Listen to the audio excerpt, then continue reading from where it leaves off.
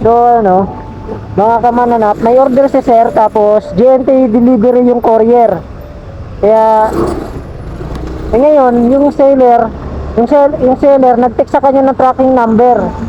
Ngayon, may deliver din ako sa same person, kaso lang yung chinek namin yung tracking number magkaiba. Okay, so ibig sabihin itong deliver ko sa kanya ngayon is ano, bogus. Yung tinatawag na bogus. Ito, kam na kaya nilang matrack yung ganung bagay. So, ngayon, cancel na yung order niya kasi mali yung tracking number.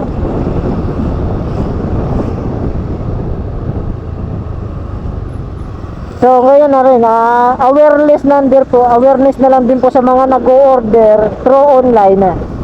Mas maganda yung hihingi niyo yung tracking number ng order nyo para pag dumating, makikita nyo agad kung tama ba yung tracking number na dumating para tama yung item na makukuha nyo din sa nabili nyo through online. Yung awareness na lang po yun. Kasi dati nagdi-deliver naman talaga ako, tanggap lang ng tanggap yung mga customer, wala kasing tracking, hindi na nila tinatanong kung anong tracking number. Ngayon nagkakaroon na ng nagtatanong na sila kung anong tracking number nung parcel, which is maganda yung ganun para alam nila kung tama ba yung parcel na ma-receive nila. Yun yung kagandahan. So yun lang po, awareness lang sa mga ganung senaryo.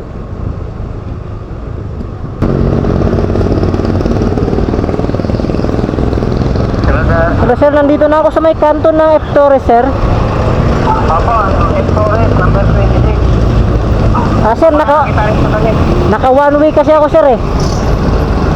Naka one way ako sir, di ako pwede pumasok sa one way. O, dyan ka lang sa may kanto mo,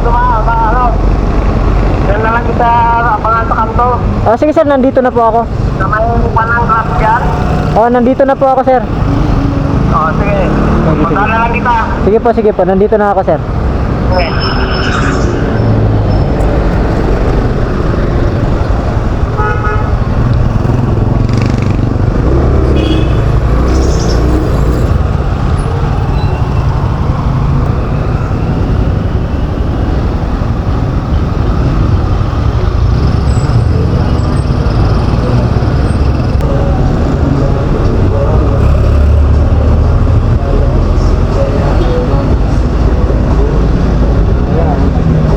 1479. 1479 po.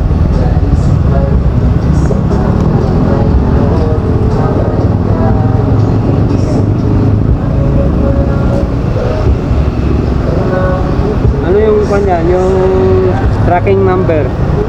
2939? 980236774965. Hindi, yan ang tracking number niya. 2939 dapat yan. 2939. Ayan sabi sa akin, no? Hello, Lemson, this is informing 2939 ang tracking number nito. Oo. Bakit? Pag hindi daw yan ang tracking number niya, hindi ko na tatanggapin. Okay. Saka 499 kasi, 1499 kasi. 1499. Tapos, ang nakalagay dito, 1499 rin. hindi. Ano? 1479. 1479? Oo. Nakalagay dito, supplementary SG. Hindi yan. Ba naman yan eh.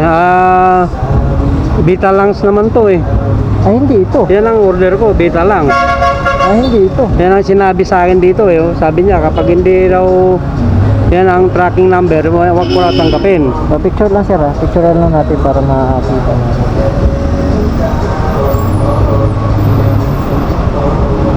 Fake daw yan eh. Oo, fake ito. Yan ang sabi sa akin kasi. So sir, karam na lang na ID sir, kakancel na lang natin. Ito pinadalhan ka ng hindi naman iba yung tracking Oo, yan ang tamang kwan niya eh. Tama sir. Nag-text sa akin yung kwan eh. Yung dapat, vital, tapos yung sinabi niya. Sabi niya, kapag hindi daw yan ang tracking number, wag ko mga tanggapin. Okay. Di ba, nakita mo naman? Oo, iba-iba yung tracking number. Oo.